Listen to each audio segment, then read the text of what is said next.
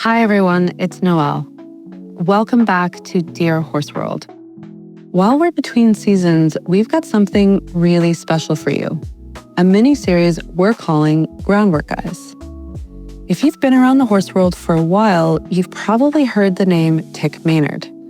He's a horseman and author of In the Middle Are the Horsemen, and one of our member favorite trainers on NF+. Joining him is Nick Rivera, a lifelong trainer and horseman whose quiet, thoughtful approach has made him one of Tick's closest collaborators. Over the next few weeks, Tick and Nick are taking the mic to share real, candid conversations about the why and the how of groundwork. What it really means to build trust, to read the horse in front of you, and to refine the smallest details that make the biggest difference. Groundwork has completely changed the way I connect with my own horses. It's helped me notice things I used to miss. It's helped me slow down and to build a relationship that feels more like a conversation rather than a command. And the best part is, you don't need a full training setup or a daily practice to benefit from it.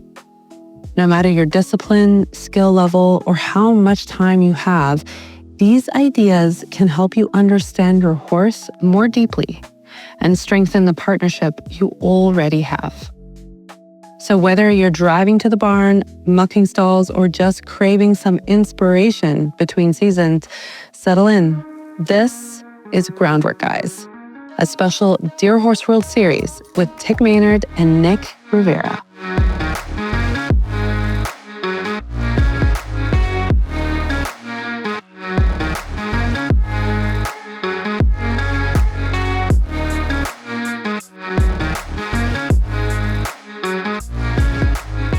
Hi, I'm Tick. And I'm Nick. And together, we're the Groundwork guys. Well, should we jump right in? I think we should. I mean, I like to get right into the meat of it pretty quick here. I'm excited for our next question. All right, let's do it. I'll read this one here. This was from Sarah. There's a few different things that she's got going on with this horse. So I'll read them all and then we'll kind of talk about them individually. Okay. The first one is tying and pulling back. She learned as a yearling at her breeders that she could pull back and break things and get away. She gives to pull pressure, and this has been determined to be a learned behavior. Because of this, I do not tie her anywhere except inside the trailer. Otherwise, I just hold the lead when grooming, saddling, etc. The question is, how do I safely teach her to tie, and how do I start to teach her to cross tie knowing she has this behavior issue? Her intended career is as an eventer, and I would like to be able to tie her for saddling, etc. it shows. Second question, backing off the trailer. I have a 2-horse slant bumper pull with a step down, and she prefers to turn around and rush off the trailer. As she gets bigger, she is not likely going to be able to turn around. When I try to back her off, she puts one foot down and then jumps back on. The question is, how do I teach her to back off the trailer confidently?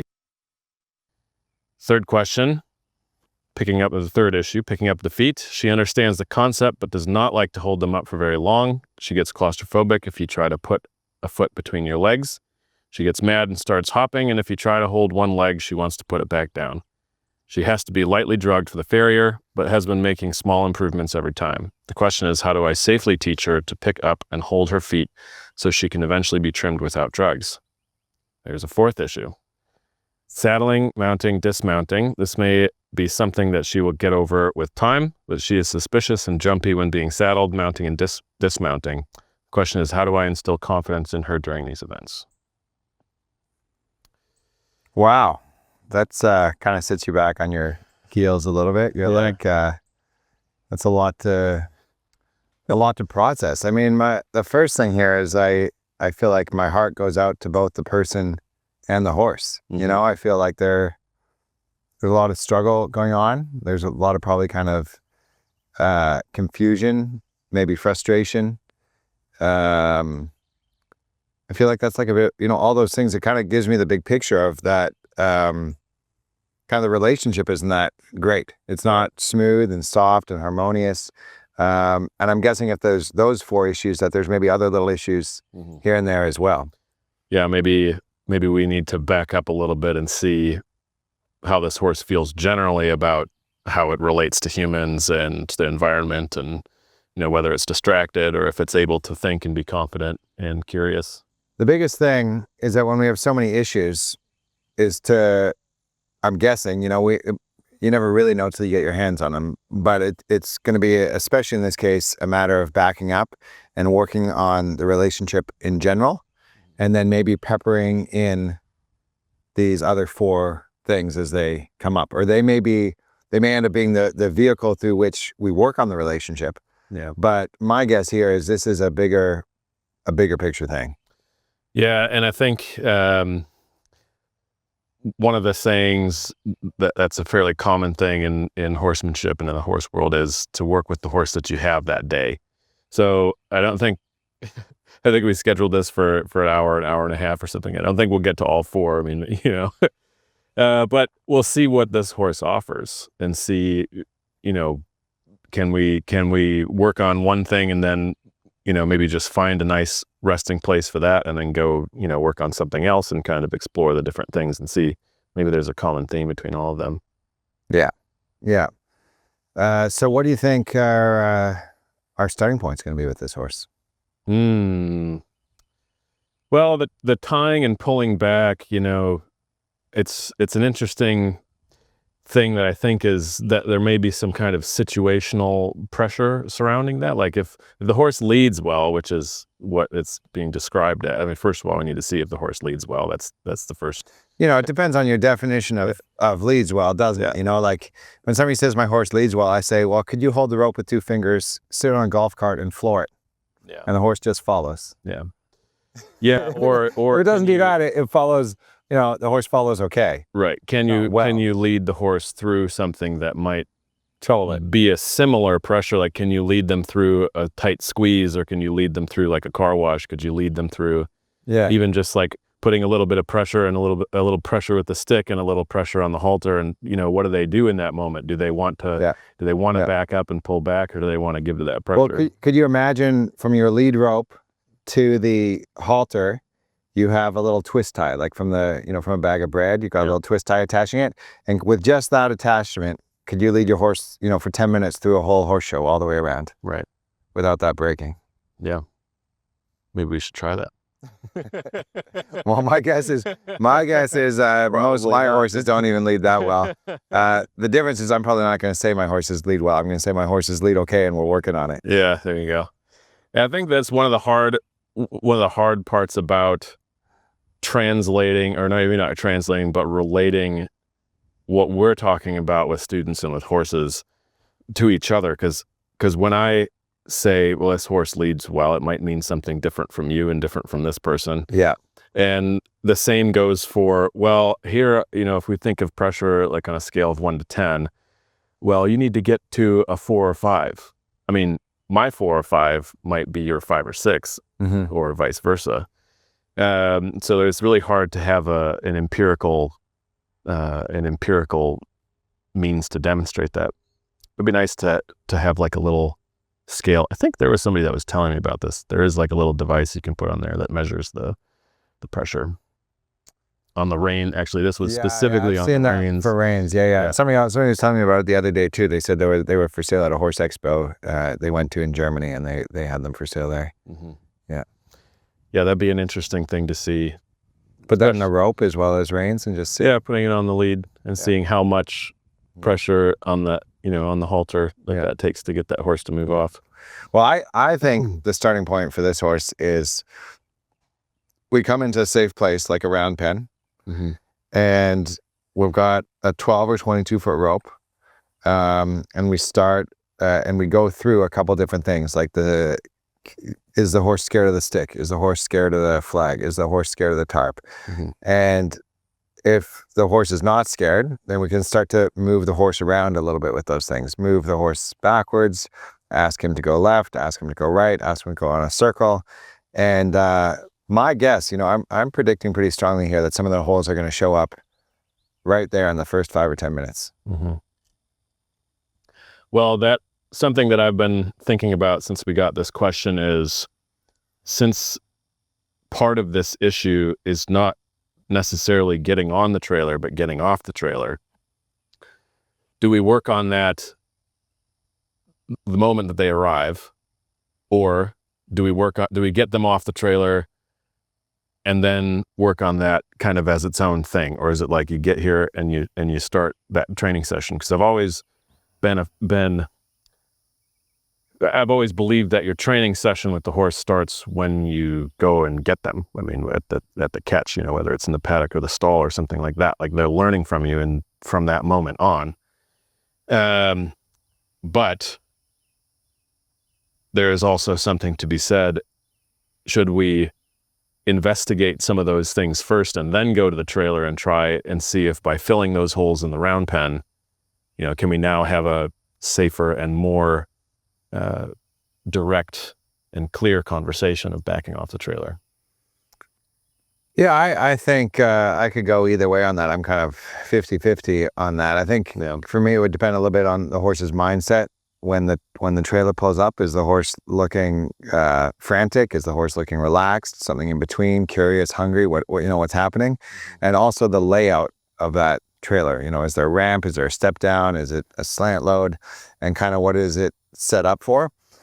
My gut feeling is probably something in between, where we go in, we ask the horse to maybe take a step backwards without taking the butt bar or the chest bar down, step backwards, step forwards, maybe again a step backwards, a step forwards. Then if we're taking the horse off backwards, we take the butt bar down, and then we go again, now a step forwards, a step backwards, but there's no bar to hit. And then if the horse now, after doing this a few times, kind of offers to back off a little slowly and smoothly, then we take it. But if not, at that point, we change our plan. So we kind of see if in a minute or two we can set it up for a little bit more for success and see what we got.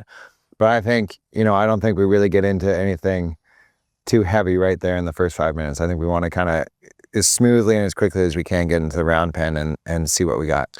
Yeah, I agree. There's not you want that relationship to start off on the right foot. So I think if it's there and that situation kind of presents itself where we can do a little bit of that work there, then I think that's a good time to do it. If not, let's get to the round pen and see if we can have a better conversation. Yeah, I think a lot of times when people get into to trouble with stuff like this is where they get direct line thinking. Right. And you know what I mean by that? Mm-hmm. I've had a few people ask me, what do you mean by direct line thinking?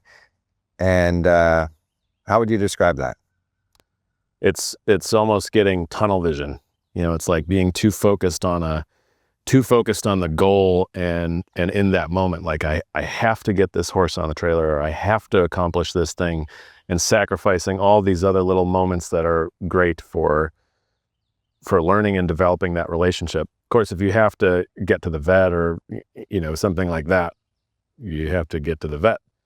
But in a situation like this where we don't necessarily have to, it's nice to take those moments and being able to be flexible and work on something else. And that was a big theme that we had talked about with Road to the Horse, is not to get direct line thinking. I mean, yeah, especially on the pressure cooker, that time situation is,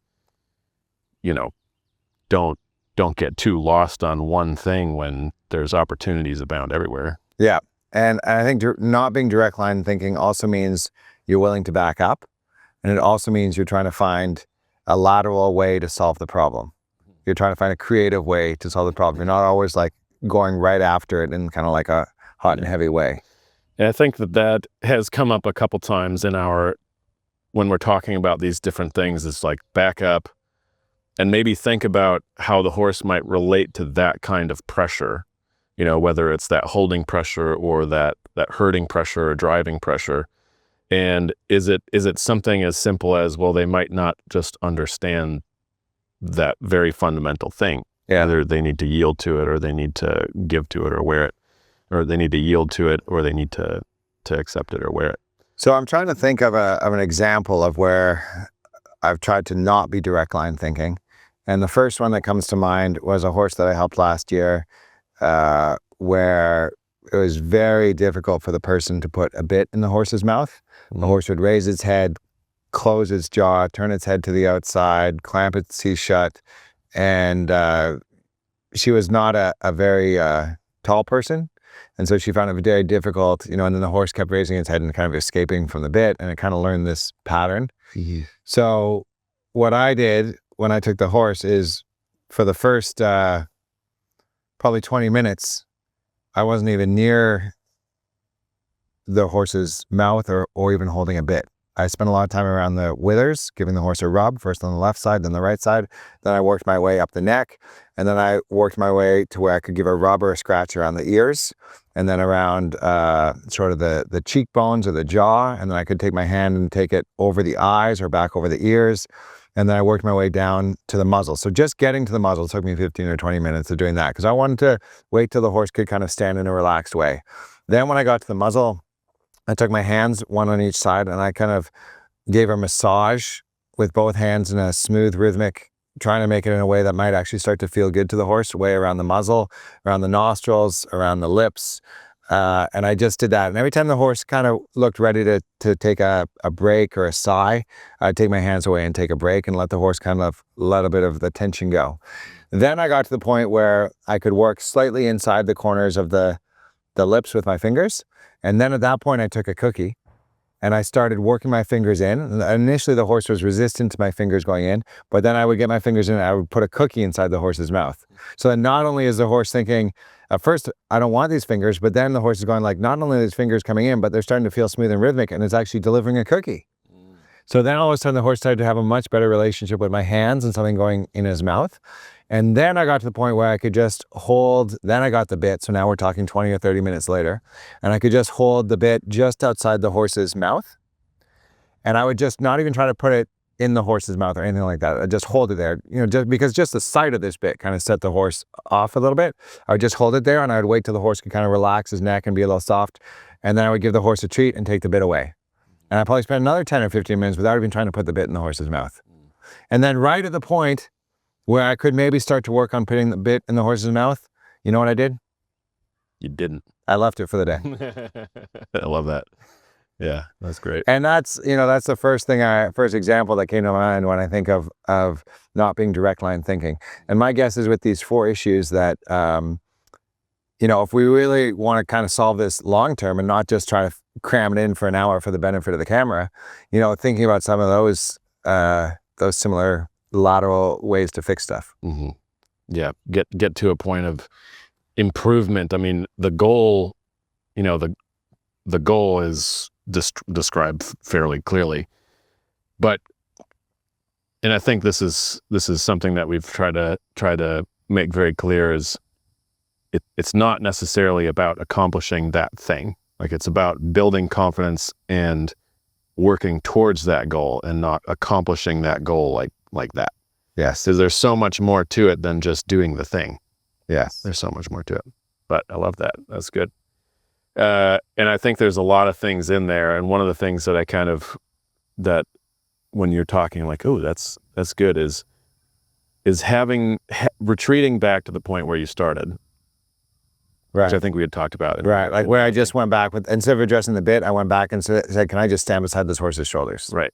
Yeah. And then the second thing that I really liked was waiting for a moment where the horse is relaxed in some way, either they soften the mouth or the eye or their neck or something like that, and then giving the cookie. Like, rather than just, my hand is next to you and here's a cookie.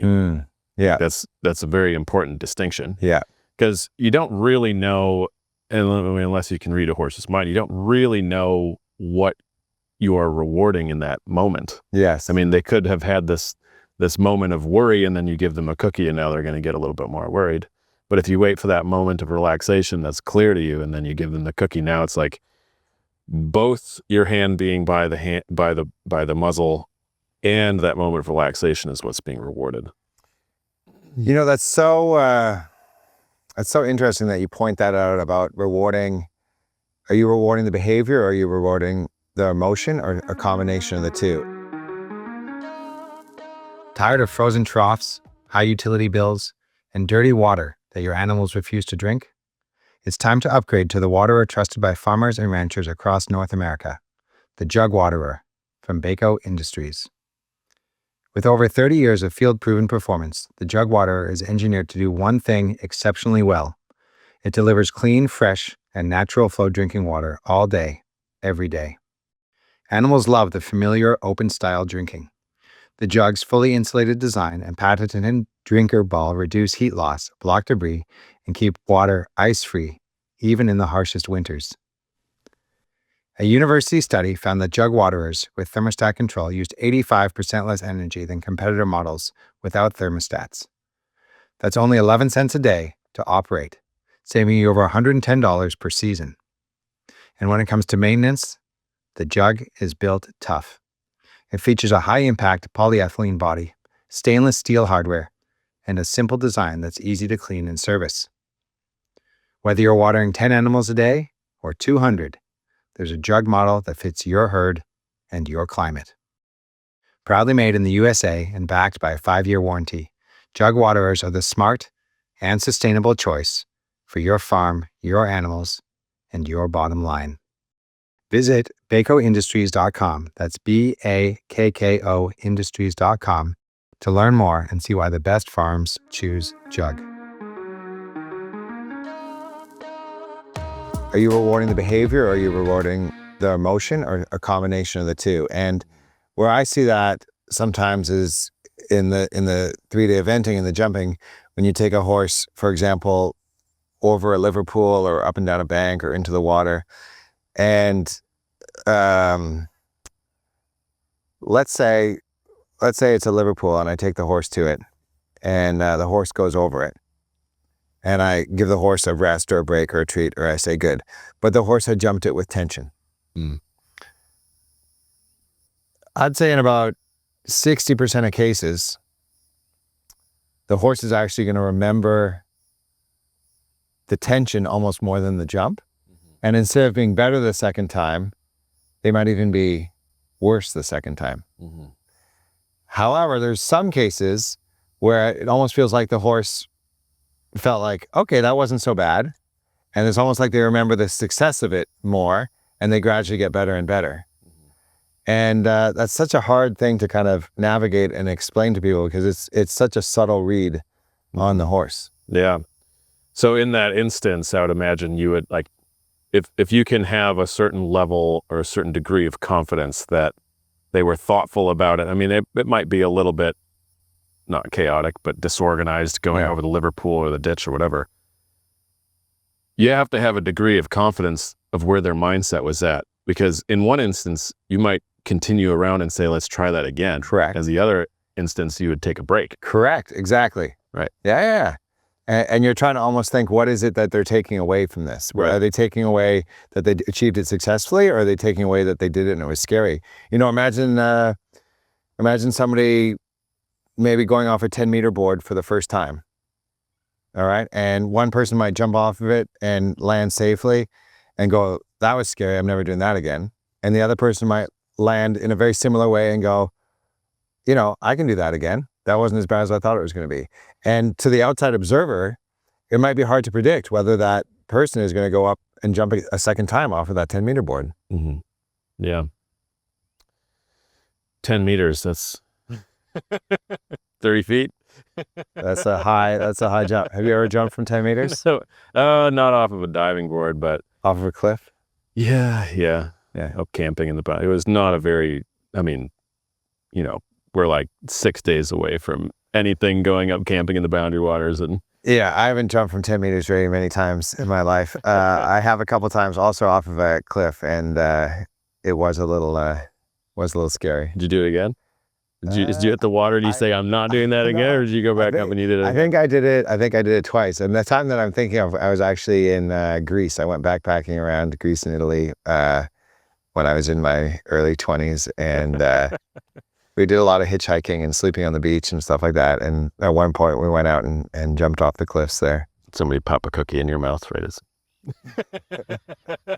No, but we did drink ouzo. Have you ever heard of ouzo? No. It's like a Greek liquor that kind of tastes like black licorice. Oh. Meh.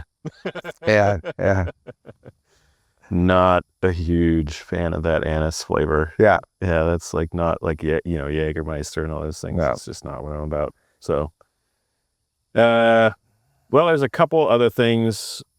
I think You know what we could do, Nick, is we could take some of these questions and we could say, okay, assuming the relationship is great, yeah, assuming we've covered all this other stuff with the groundwork and we still have these problems, how are we going to address them at that point?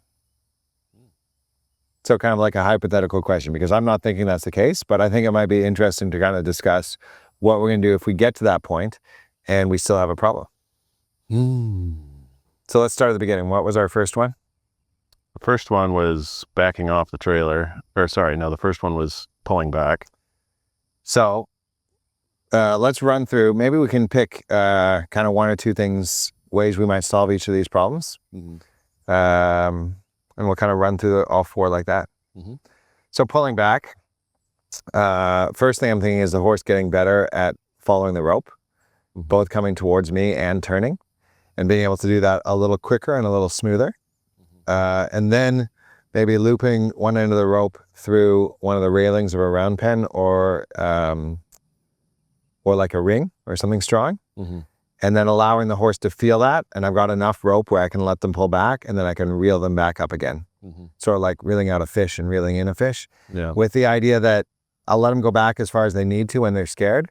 And then even if they go back 10 feet and then they go forward 1 inch, I'm still going to release on that at the beginning. Yeah. That they can just finish not by thinking backwards, but they can finish by thinking forwards and following the rope again.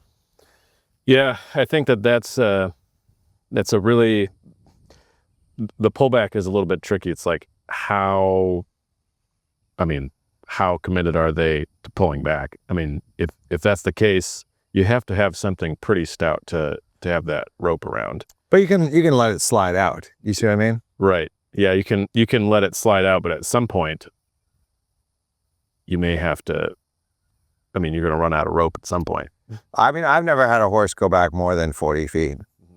And we got a couple 45-foot ropes around. So you would try to keep the same tension on that, so offer the same feel on the halter the whole way that they're going back.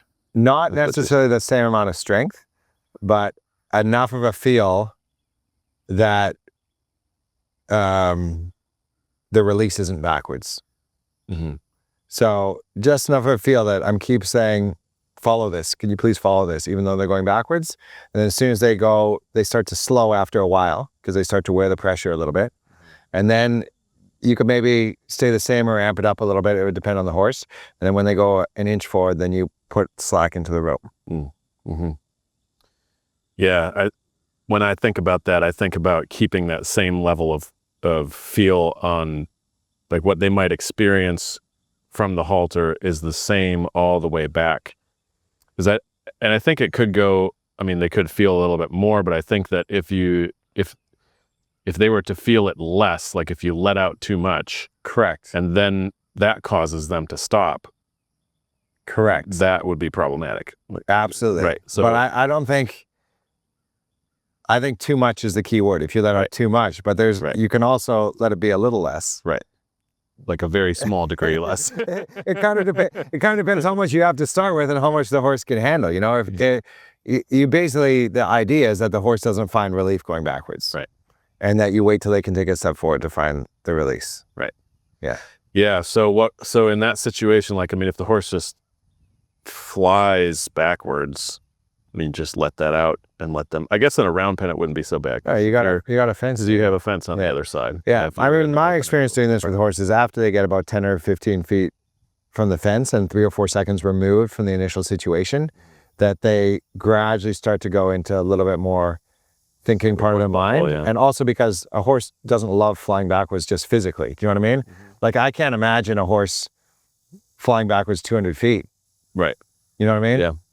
Like that's a pretty, it could happen maybe, but that would be a rare occasion. That would be maybe if you're escalating the pressure rather than staying the same. You see what I mean? I do. Yeah, I do. The one thing that I have a little bit of hesitation is that if they learned that behavior with so much pressure on their halter, teaching them to go forward off of that feel, I think that's a good thing. But if they have that situation, if they're out in the trailer, if they're tied, somewhere else, and they feel that, and they do put that much pressure on themselves, will that lighter feel be enough in that instance to have them think, okay, go forward? Or are they reaching that same emotional state that they learned it in? So they might, pull back and break something again. Well, I think we'd have to do it more than once, but yeah. So building that pattern. But that's something that I think we've talked about before, is like, I think that they have to get a little bit more emotional about that situation when you're reintroducing and retraining them trying to go forward, because they learned it in that higher emotional state. I see what you're saying. So you're saying you wanted them also to relearn it in a similar emotional state. Well, maybe not like as dramatically as they had learned it, but in a setting that the variables are controlled, so that their option is to go forward. I mean, of course, you don't ever want to like really scare the horse, but you want them to be able to relearn it in that emotional state, maybe not as emotional depending on the horse and the situation, so that if that happens again, now the pattern in their mind is, okay, I'm feeling this way, I got to go forward. Or maybe they don't even get to that point because they've learned at a higher emotional state to come forward off that pressure. Yeah, I mean, I think I agree with that. I think the answer is maybe somewhere in between what we're both describing, which is that you set them up for success. You prepare them for that moment. Right. In softer ways, having them get better at following in different places, different situations, at different distances. Yeah. Gradually increase what they can handle. And at some point you kind of put the pedal down, but you've prepared them for it. So I agree with that. So not jumping right into put the feel on the halter. Here's a bunch of pressure. Make your choice. Obviously that would be problematic. I think teaching them gradually up to that point. So where, I've seen that done before. Yeah. And with good people, I've seen it end very well. Yeah. I think though, first of all, I think that's not a great thing to teach the general public. Yeah. And the second thing is, I think there is a smoother way to do it. Right. So I don't think that's necessary to do it that way. Yeah. I think that by starting off the way that you're describing it, I think sets them up for success later. But I do think that they have to feel a certain, and I mean, if you don't have the tools or the knowledge to go out and try it, then don't try it. But being able to feel that pressure or the claustrophobia or whatever they are feeling and still be able to move forward off of the halter, I think that's also necessary. Because if they get scared in the situation, then it's hard to tell exactly what they're going to do. I also think I think just the way that every person is unique. I think every horse is unique, and I think some horses may need to go through what you're describing. I think there's probably some horses that if you started making the relationship with the person so great, and you started having them understand and enjoy their job and their work more, and they started to develop an enjoyment about a lot of other things, that I think with some horses you may never need to hit that place. Mm. Or is it even worth it to, like, if the pattern is so deep, is it even worth it to approach that? Yeah. But I'm wondering, what I'm saying is, I wonder if that pattern of that pullback could go away without ever addressing it in that big situation. Mm. And I think with some horses, no. And I think with some horses, yes. Yeah, I agree with that.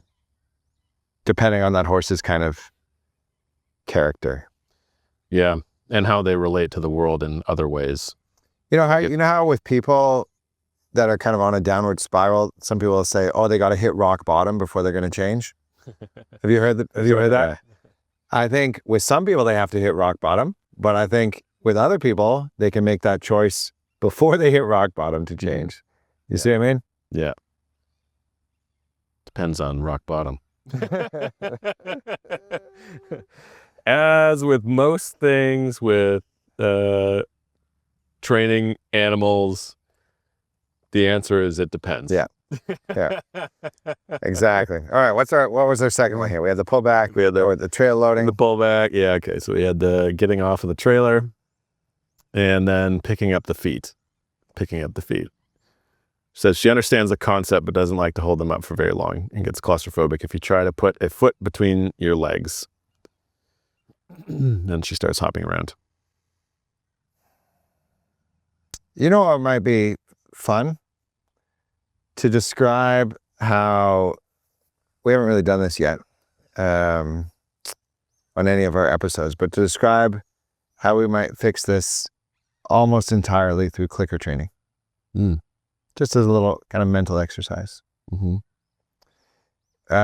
one of the things that we did as part of some of the portal exercises, the clicker training exercises, is write down 5 steps. 1, 2, 3, 4, 5. So I'm going to get my horse used to this thing and then have them understand this thing. And then let's say you get stuck between step 3 and 4 and they can't kind of understand it, then you would put in 5 more steps. All right. So let's say I'm going to put 5 steps for this that I'm going to clicker train. The first one might be to stand still, all 4 legs on the ground, click and treat when that happens. Step 2 might be to put my, if we're doing the front legs, put my fingers on the chestnut and well, this gets a little bit into negative reinforcement, but maybe give like a little squeeze. And then if that horse can lighten that leg, give a click and treat. And then with that leg lightened, see if I can build duration with that as my step 3. And then my step 4 is once the horse has built duration with keeping the weight on the other 3 legs and that leg down, then I would start to pick it up and just bring it up, let the weight stay in my hand and immediately put it back down. That'd be my step 4. And when I've got the weight in my hand, I would click and treat. And then step 5 would be to build duration with the weight in my hand. What do you think? I like that. I think I would change one thing if I was to try to do that with clicker training. I think it depends on what the horse already knows. Correct. And especially if they know the wrong thing. Right. Yeah, I might try where I go with that is like where would they feel naturally inclined to pick their feet up already? So whether it's like a pedestal or walking over a pole or something like that. So maybe lead them up to something that they have to step over or step onto, and then catch that moment where that foot comes up and click. Yeah. So rewarding the idea of picking up the foot, getting the treat, picking up the foot, getting the treat. And then I would probably add in like bridge a cue.